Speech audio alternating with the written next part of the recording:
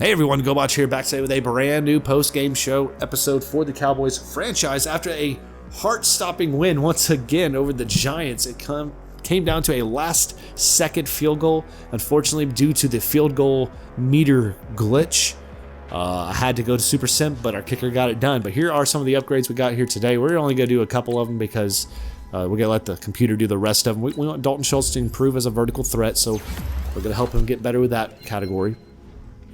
Tony Pollard, one of our young backs, we're going to keep helping him grow as an elusive back out there.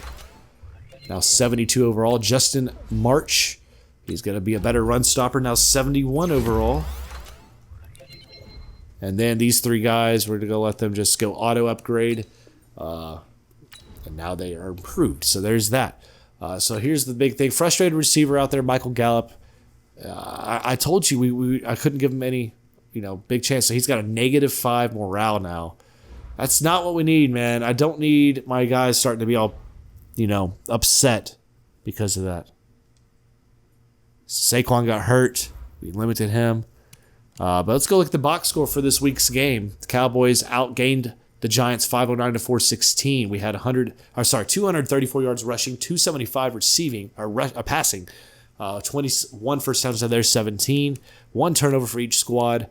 And then the time of possession, we outdid them by 5 minutes in this game. A back-and-forth, wild, crazy game. Case Keenum, absolutely outstanding. 406 through the air, 4 touchdowns, 1 pick, sacked 5 times. Dak, 286 through the air, 1 touchdown, 1 pick, 3 sacks, and a pretty overall decent completion percentage out there. Rushing-wise, Zeke, it was his show out there. 23 rushes, 155 yards, 3 touchdowns. Pollard had 10 for 46 yards with 1 touchdown. And then Dak got out there, had 3 for 33. Galliman Jr., 10 of 31. Barkley, before he left, was 4 of 20. Receiving-wise, Cooper led the way with 9 catches, 130 yards. No touchdowns on the day, but doing it well out there. His long was 45 yards. Curse was behind him, followed by Ingram and Golden Tate. Blake Jarwin, 4 catches, 53 yards. You had Cobb out there with 2 catches and 46 yards. Gallup had 4 catches on the day and 34 yards. And then again, Pollard down here, 1 catch and 23. Down to the defensive side, the leading tackler in the game was Awuzie. 11 tackles, 6 assists, and 5 solo. Led the way for the game. Top tackle for loss man was Bethe and Tomlinson, each, and Beasley Jr., each with 2. And the top sack man in the game was Awuzie and Kareem Martin, each with 2 apiece. So we're heading through there. Let's go look at the injury.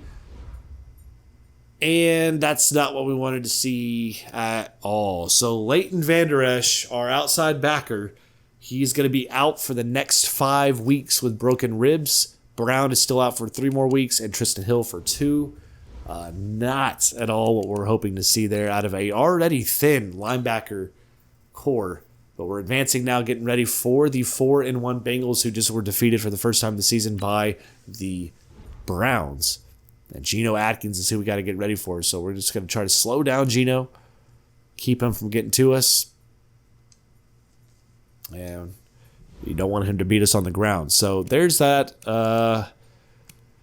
Man, we need to improve at the outside backer. I mean, is there any way we can improve? Let's go look at the linebacker situation here, which we are very thin at right now. Oh, man.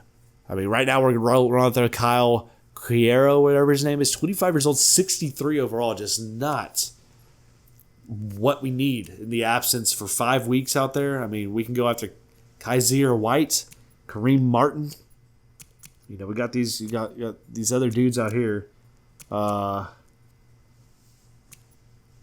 mean, I may just go look at free agency. I don't really want to trust that game. Let's go ahead and do our weekly training real quick for the Bengals. Man, I hate these injuries. They're putting us in a bad spot. Our linebackers are thin. Safety's already thin. We don't need these injuries to start playing a big role in what's happening. Got a couple upgrades here. Let's see what we got. We got Spencer Leclerc, our center, is continuing to upgrade this. Oh, shoot. I didn't mean to do power. Whatever. Well, you got improved his power. Good job for you. Let's go ahead and look at the scouting. And then we're going to go look at free agency for just a minute and see what we can get improved there. So tight end, I'm still feeling pretty comfortable at. We don't really need to go chase anybody around there. Offensively, quarterback, of course, is a position we can always improve in. I will look at that briefly just to see if there's anybody in the middle rounds like this Brock Rader. Undrafted talent. Holy crud. Caramoly. This guy, maybe a steal in the draft. Let's go look at some of these late round guys. Martin Davis? No. What about Brian Ray? No. He's a scrambling quarterback. I don't really want the scramblers. I mean, I don't mind a scrambling QB. Jimmy Cohen, 4th round talent. Not good enough. Travis Ford, hey. He's a 2nd round talent. They're saying he could be a 1st round dude. So that's something we're just kind of keeping an eye on quarterbacks. Just to be any case of an injury, you got to be ready. Now let's go ahead and look at free agents and look at the outside backers because we are missing injury dudes. We may have to have somebody in filling out there because we're weak where we're at. Okay, so David Bass, he's the best available, 69 overall. That's not much better than what we already have. And then left outside backer we have Eli Harold, and then at middle linebacker is Kentrell Brothers. So we're very thin all around there. So looking at our linebacker core with the injuries in place. That means we're led right now by Jalen Smith and then Kiero and March, both, not very good overall wise, having to fill us out. So Luvu may be a dude we could throw in there. I mean, I really don't know who else we got. So let's go look at depth chart and see if Luvu is a potential backer in that position. Because if we need to move him around, we will. Just because we're so thin there now. So right outside backer, there's nobody else even on the list there. So Luvu is a guy. We can get him in there. Who else do we have that could potentially play there? All right, well, we're just going to go with Luvu then. So Luvu, Frankie, here's your chance. You get the chance now. We brought you in as a free agent this offseason. You haven't been able to play in your actual position all year long. But now is your time. Okay, so now is Luvu's time to get chance for 5 weeks now. It's going to be him, Kiro, and then, of course, if something were to happen in March, then we'd have to move guys back around. But these injuries are hurting us right now. Right now we have Covington starting over Tristan Hill. Tristan Hill's normally the number 1 defensive tackle, but now Collins has had to move and Covington's had to fill that spot.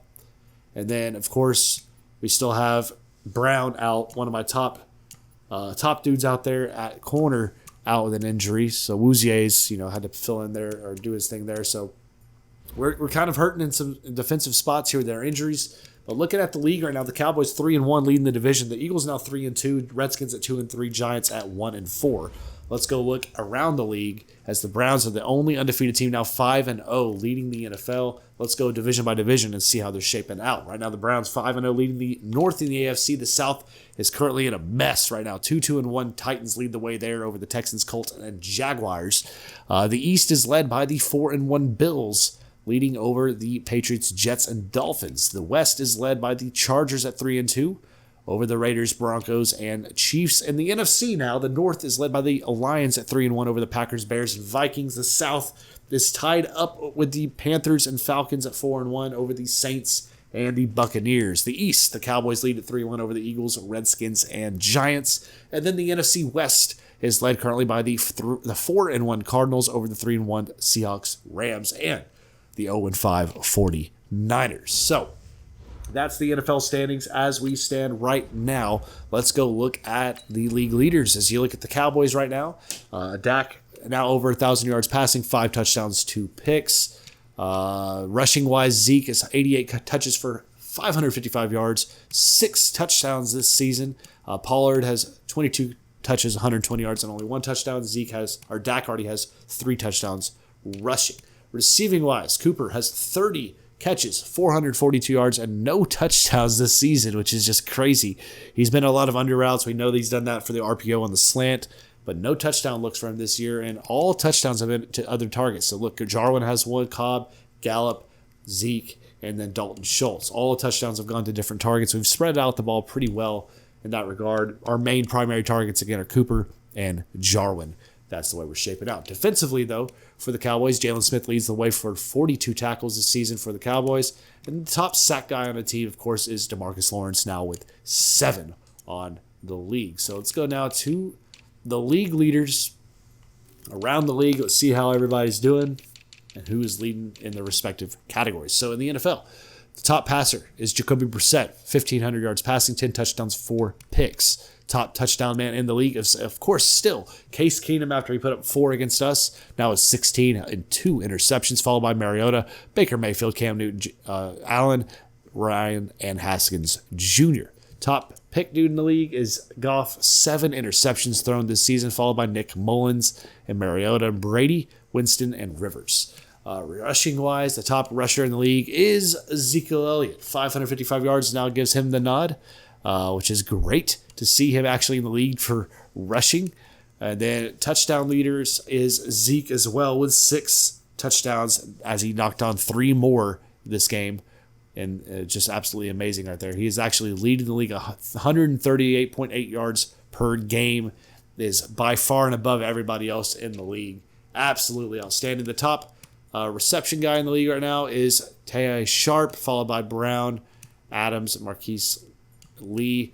Top yards guy right now is Devontae Adams, 467 yards. Cooper right now is 4th on the receiving list down there. Top touchdown man in the league right now is Humphries and Cole Beasley, each with 7 apiece heading into week 6. Top tackler in the league right now in the NFL is Reuben Foster, 48 tackles, followed by Miles Jack with 46. Top tackle for the lost man is Samson Abuke, 8, followed by Benarjic McKinney with 8 as well. Top sack man in the league is still, it says Aaron Donald, but we all know better. We just saw that DeMarcus Lawrence has 7, so it should be DeMarcus Lawrence. Top pick man in the lead, we got 2 guys with 3 interceptions there with Conley and Tyrann Mathieu, each with 3 picks. Does anybody have more than 1 forced fumbles? Yep. Aaron Donald has 3, followed by Fowler Jr. and Neal. Who has the most recoveries? Nobody more than 1. Anybody have more than 1 touchdown? No. So there's that shaking out in the league, the standings all around the league. It's been a wild and crazy year so far, but the Cowboys hurting injury-wise as we look right now at our injury report.